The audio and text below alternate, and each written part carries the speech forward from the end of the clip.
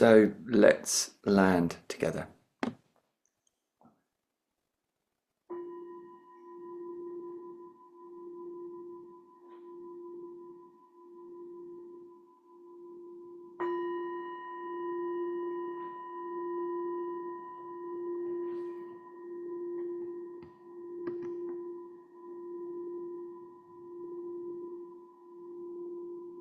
So we can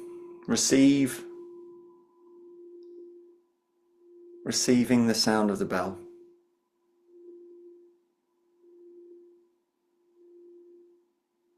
In this moment.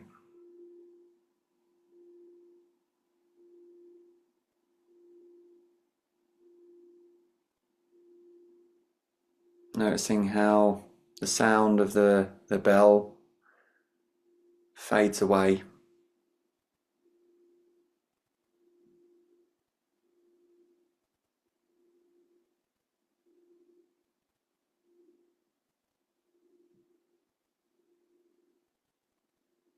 Leaving something of a silence behind it.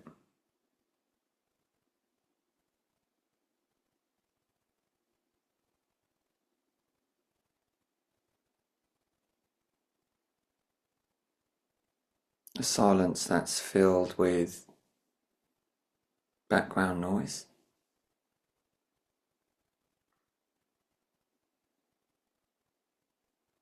A silence that's filled with the sensations of the body.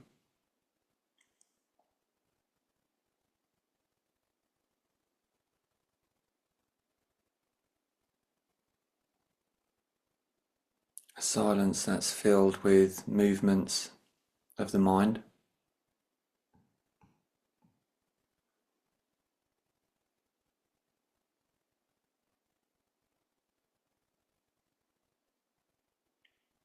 A silence that's filled with the movement of emotions.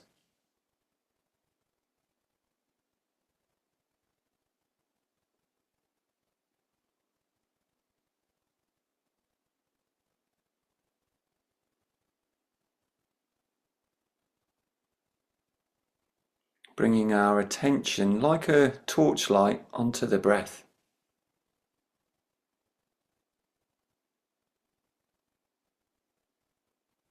Becoming more aware of the breath and how we feel it in the body.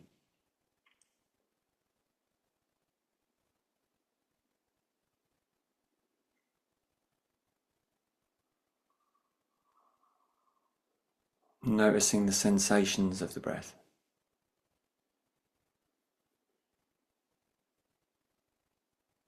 Perhaps we feel it in and around the nose.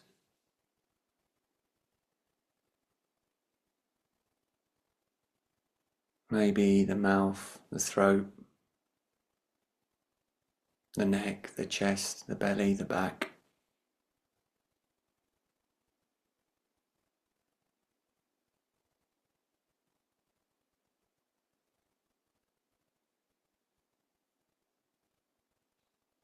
You can ask yourself, how do I know that I'm breathing?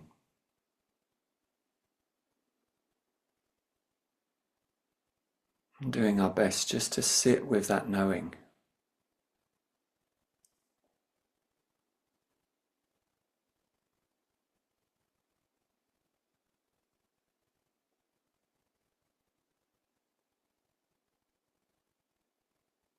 It's sometimes helpful to deepen the breath. So we can invite a deeper breath all the way into a softening belly,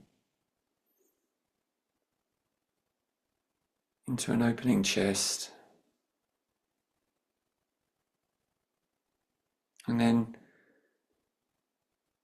perhaps sighing as we let go of the breath.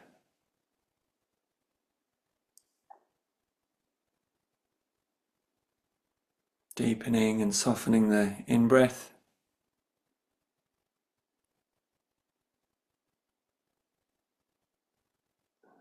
and letting go on the out-breath.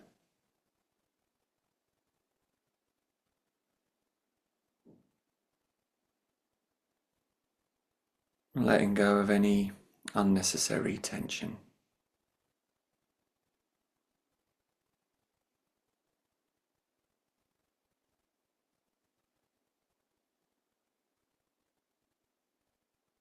Taking a moment to take stock.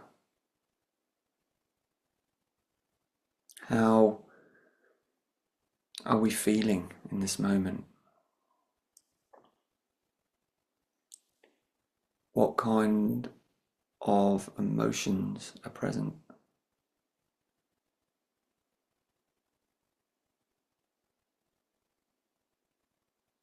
And giving them space to be here.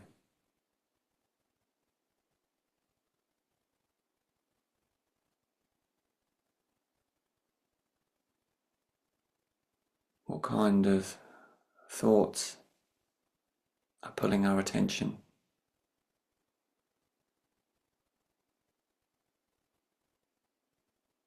And giving them space to be here.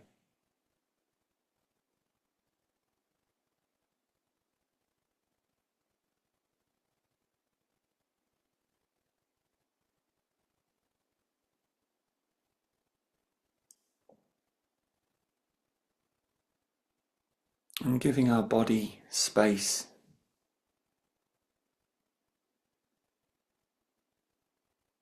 Space to rest. Space to let go.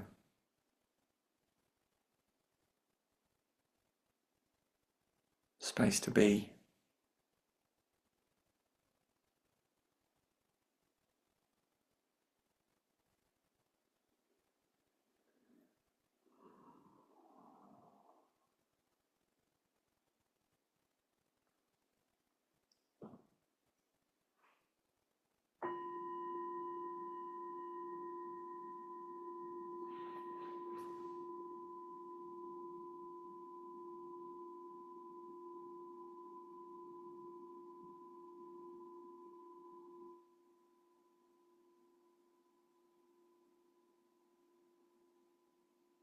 Thank you. So feel free to stay in your meditation, or feel free to open your eyes and change position, make yourselves a bit more comfortable if you need to. I'm just going to talk a little bit about the theme this week, which I've named as a bit of a spring clean for the mind, being as though it's April and the weather's got a bit brighter for us here in England. It gives us a feeling of, I think, of hope, of newness, renewal, and it can inspire us to start to let go of what is no longer serving us, to create space for something new. And we all know how good it feels to clean out the closet or the garage or tidy up and have that physical space around us feeling a little bit more organized. And sometimes it's helpful to do the same thing, but for our minds. It's not quite as easy though. A lot of the scripts and the narratives and the rules and the beliefs that we're operating from with the mind have been around for a long time, perhaps all the way back to when we were kids.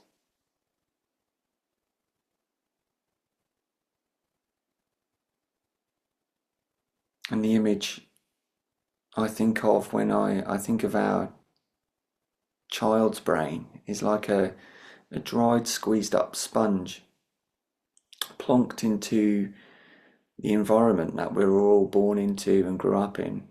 And that sponge is just rapidly expanding and soaking in every little message from around us. And in that process, we're learning how the world works. What are the rules?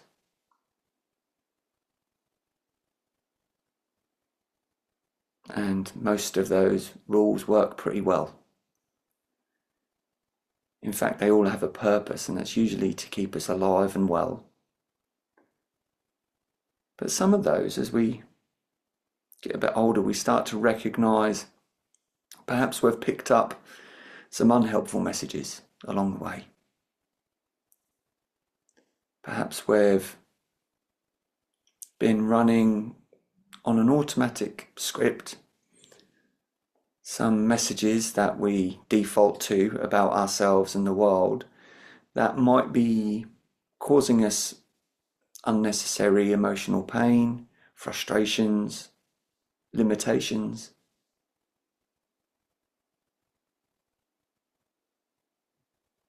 And although it's not the aim of our meditation to focus on those things today, it's helpful for us to recognize in our lives the niggles, the things that often or regularly trigger our frustrations, our upsets, our sadness, our resentments, our fears. And it can be a helpful practice, perhaps through journaling, through reflection at the end or the beginning of the day, to examine what's caused this problem for us.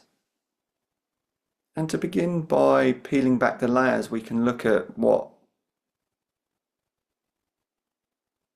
does that experience mean? What does it mean about us?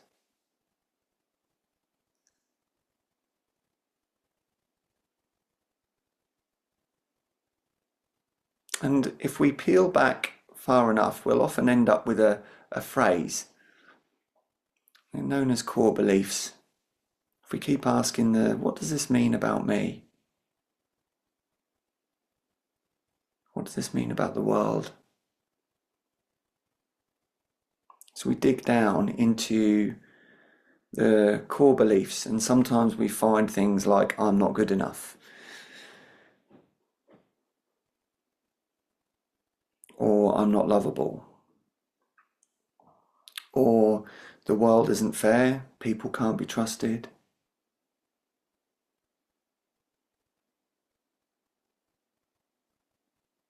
I'm damaged goods. I'm always this or I'm always that. And quite often the stronger reactions we have are associated with, I won't say negative, but negative beliefs. Beliefs that don't help us to flourish, but are originating from perhaps the negativity bias, the survival mechanism. And as we know, with our mindfulness practice, we're moving from survival into living. Not just surviving, but living and flourishing and connecting. Fear builds barriers. And when we can recognize the walls that we're putting around ourselves with certain beliefs, imagining how the belief I'm not good enough or I'm not lovable might affect our choices, might affect our perspective, might affect how we think people are thinking about us.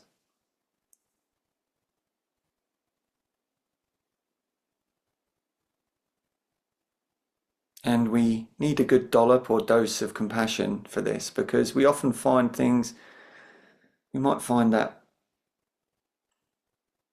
we start blaming ourselves for this. Like all of a sudden, oh, I've been doing this to myself the whole time and I can't stop doing it. And there's a sense that we can beat ourselves up.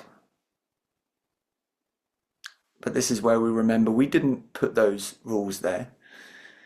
They were created in our early brains when we didn't really know what was going on, when we didn't really have a say, when we were just trying to make sense of the world. But it doesn't mean that we're stuck with them. As adults, it's our responsibility to understand what's going on in our reactions, to understand what's going on in the subconscious. What are we defaulting to? What are we constantly reacting to? And then perhaps taking a moment to question that belief. Is it true? Is it absolutely true? And what's another way of looking at it? Can we flip it? What if the opposite was true? What if I was good enough? How would that feel? What if I was lovable? What if the world was fair? How does that sink into our energy? And with any beliefs, it's often deep rooted, so it's not going to be something we just pluck out.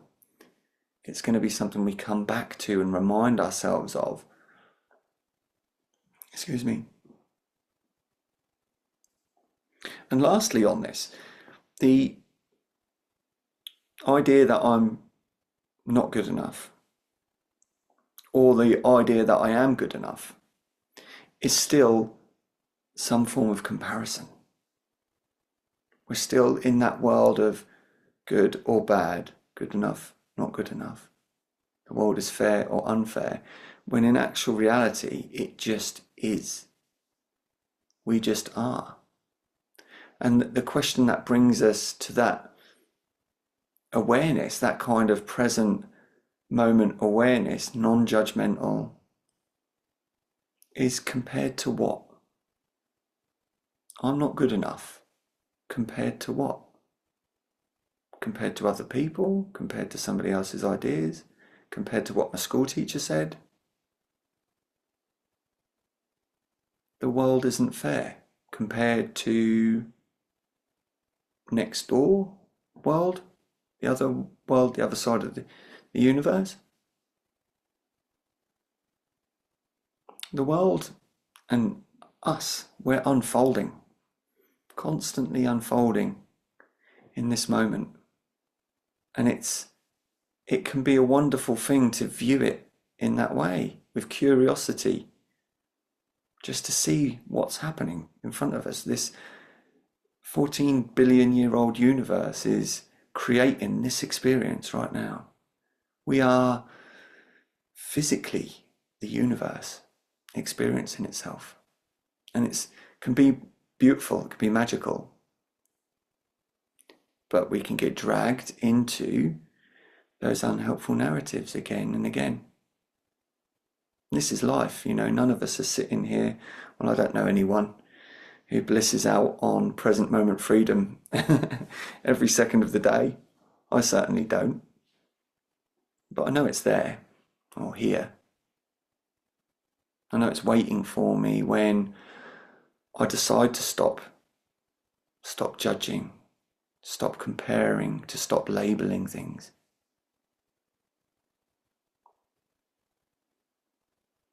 The quote I'll finish with is from Byron Katie, and she says, "When we argue with the universe, we lose, but only 100% of the time."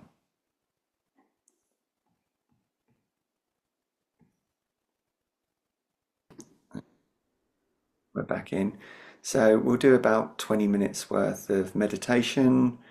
The theme is letting go. It's a practice, so none of us are expected to be perfect with it. And the anchor, or I prefer the word keel of the boat that keeps us steady, is going to be the breath. So each time we notice the mind wander into thinking, wander into imagination, the past, the future, all we have to do is perhaps label it. Oh, there I am. There goes the mind thinking about shopping. And then we deliberately bring our attention back to something present, the physical sensation of the breath, sensation of the hands, the sounds in the room. Okay, so make yourselves comfortable. Our best meditation posture is one that allows the body to relax, allows us to remain stable enough that we can let go of any unnecessary tension without falling asleep or without swooning into that hazy, unfocused state.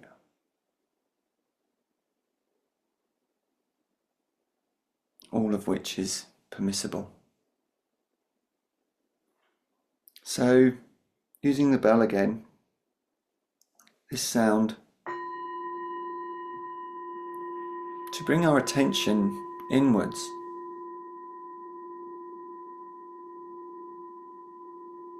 allowing our attention to rest on the sound.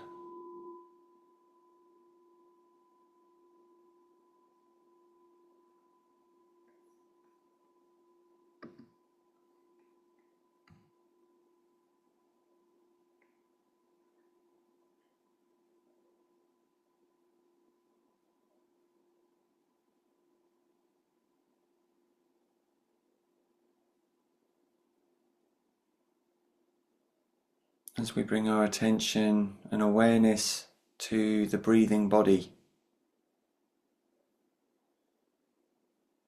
noticing the sensations of the breath wherever we feel it the most in the body.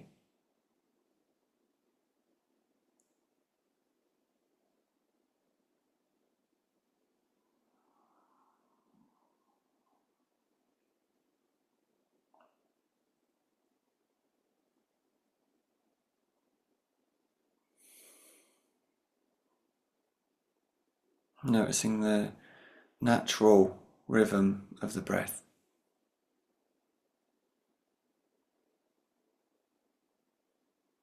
The rising and the falling of the breath.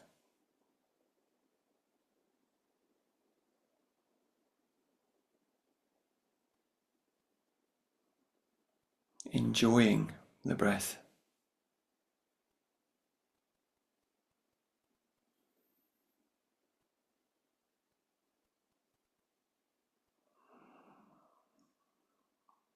And that may be enough just to rest with each new breath.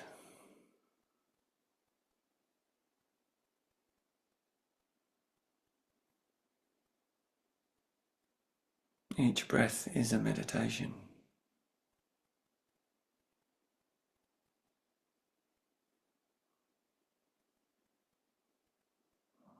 If we find the mind bouncing around off the breath into story mode, our only job is to collect our awareness as soon as we've recognized it. And in actual fact, that moment is mindfulness. We're aware that we're thinking.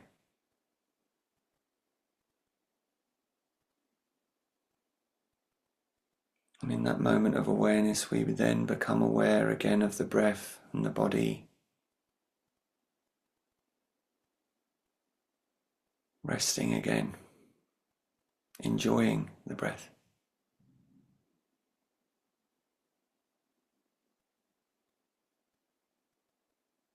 Giving ourselves complete permission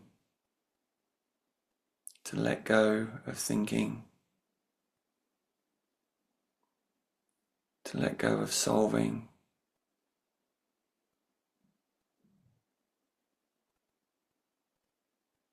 to let go of doing,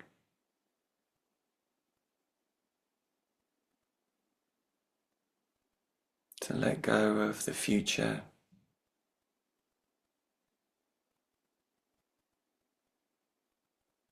to let go of the past.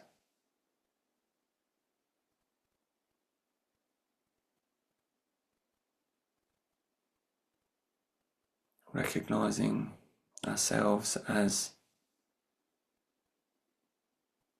this moment.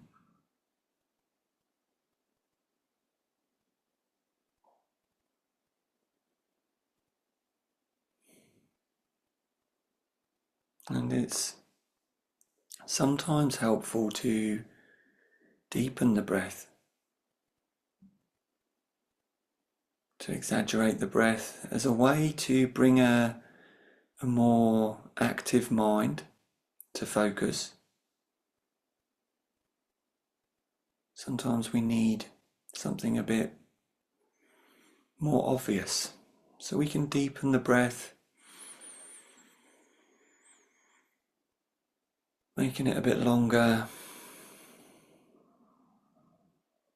giving it a bit more sensation.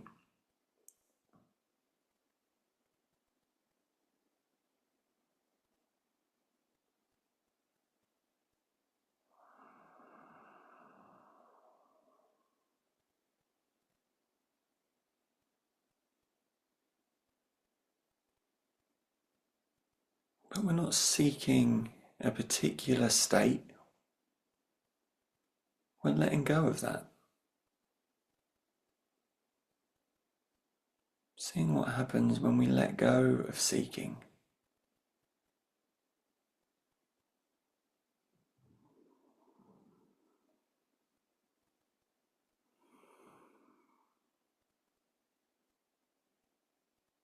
It may be that counting, the timing of the breath coming in, is helpful.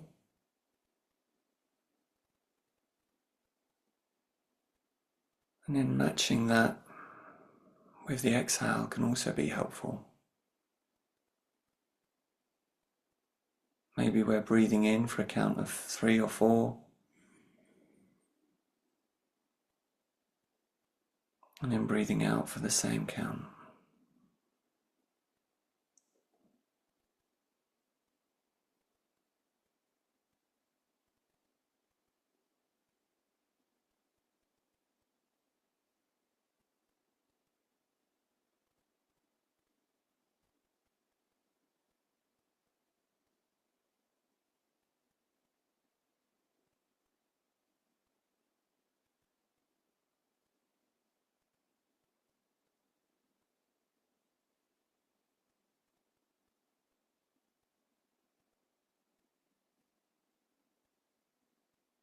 And we spend the next few minutes breathing and counting.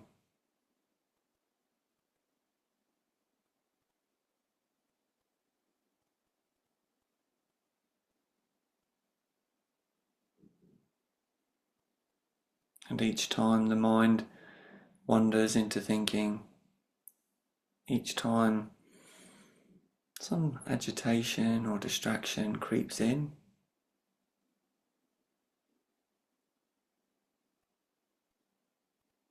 take pleasure in noticing it,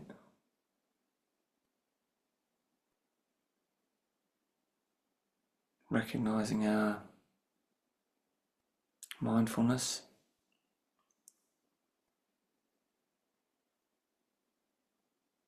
and we bring attention back to the breath and the counting.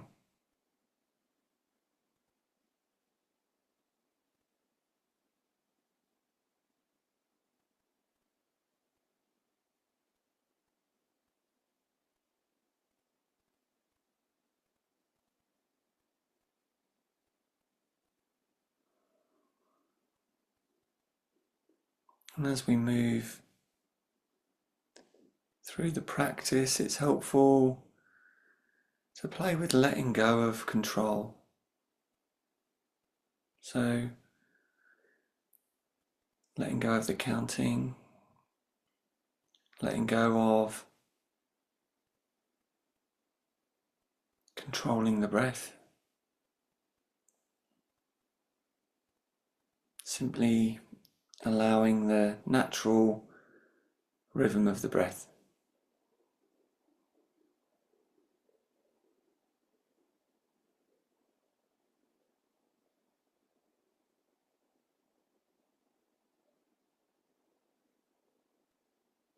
Noticing the texture of the breath.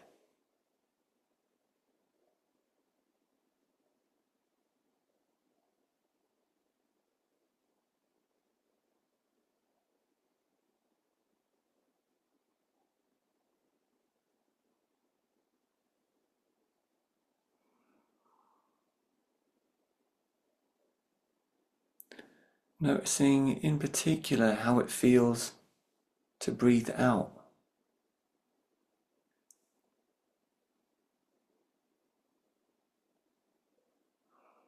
How it's essential to let go of this breath to make space for this one.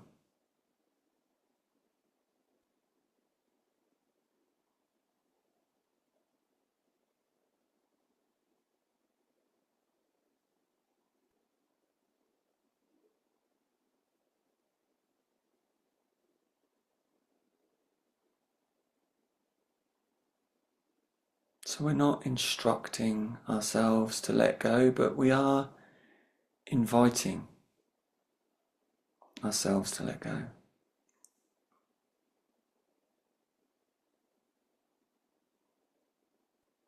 To let go of thinking in the same way that the body lets go of the breath.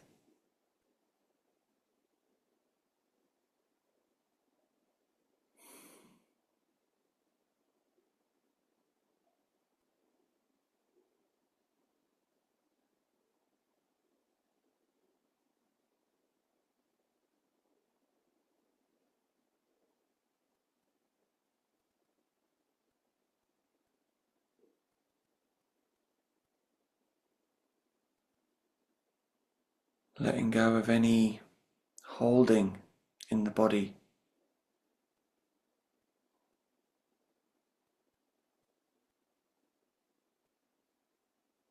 Letting go of readiness.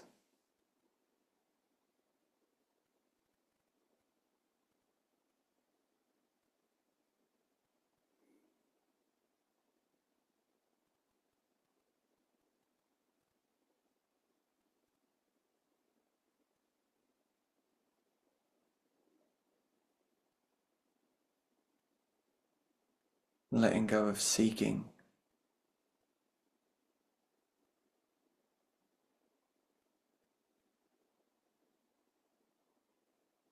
Making space for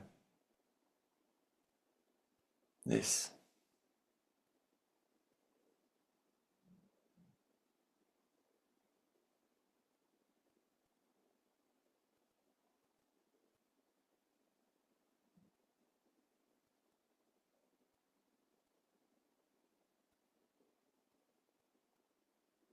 We use the breath as a tool to let go.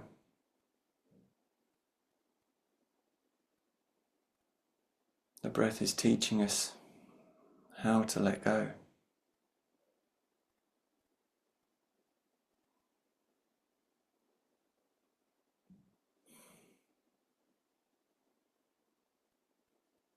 We listen.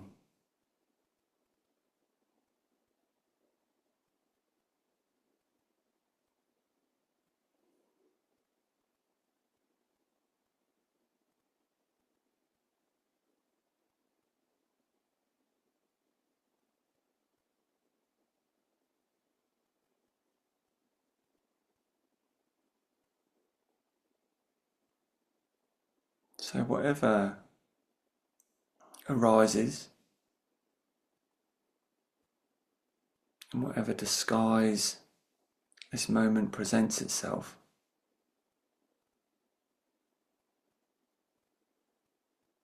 our only job is to let go.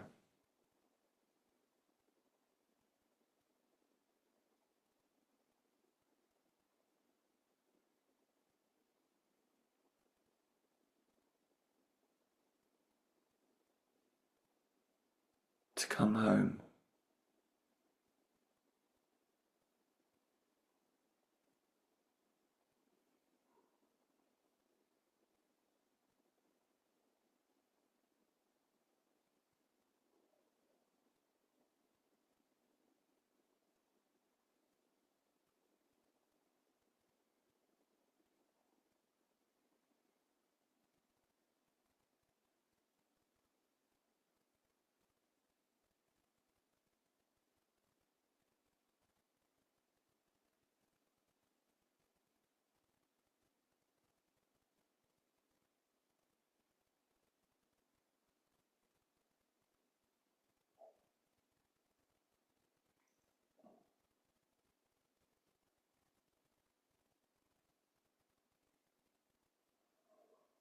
remembering to come back to the breath in every moment.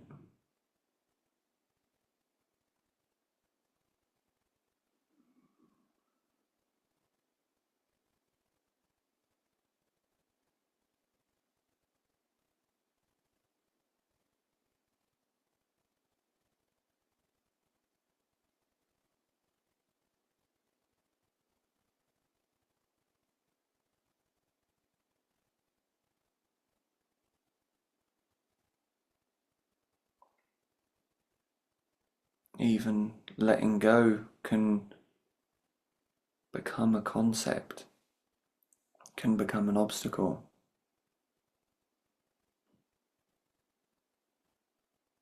So now we just rest.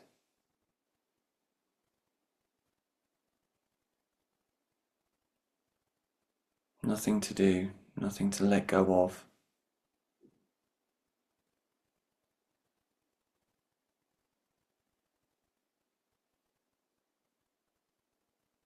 Nothing to notice.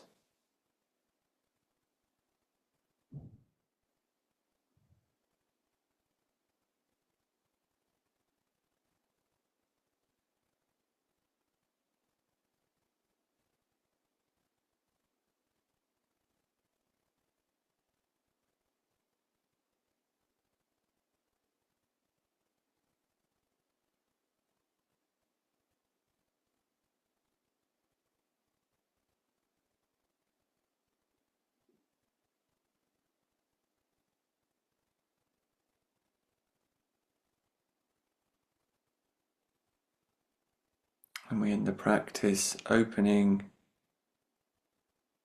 to the sensations of the body in this space, the presence of the body,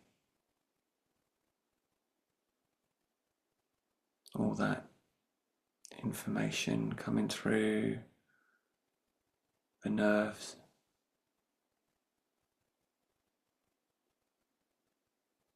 without judgment, without labels.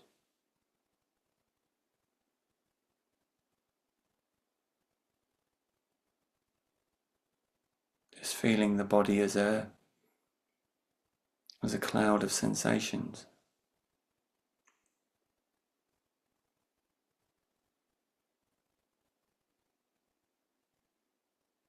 No boundaries.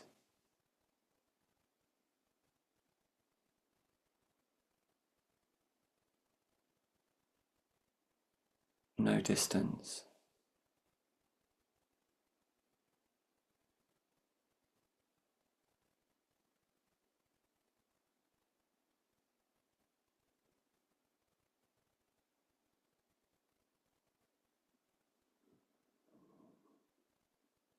And I like to end the practice with the invitation to place the hand on the chest and to tune into that sensation of contact,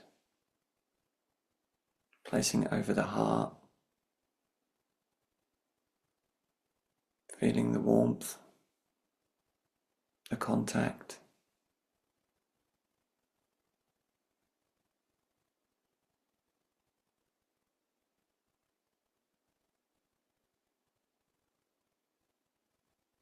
Recognizing that throughout this practice of letting go, we're training the mind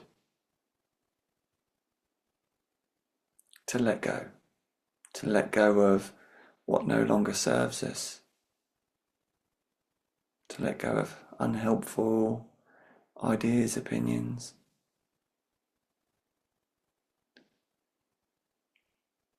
which directly improves the quality of our presentation in this world, internally and in relationship to others.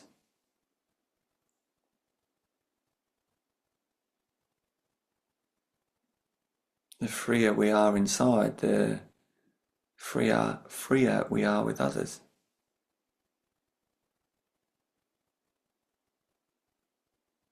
It's impossible not to be.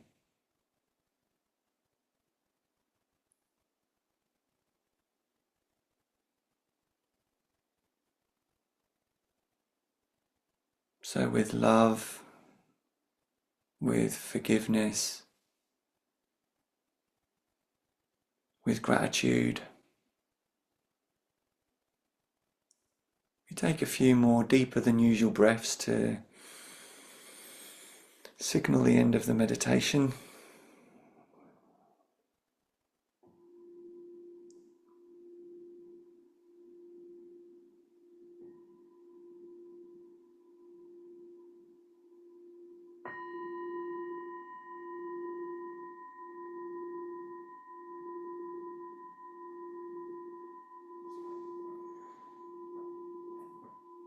Begin to open the eyes in our own time, to move the body in our own way.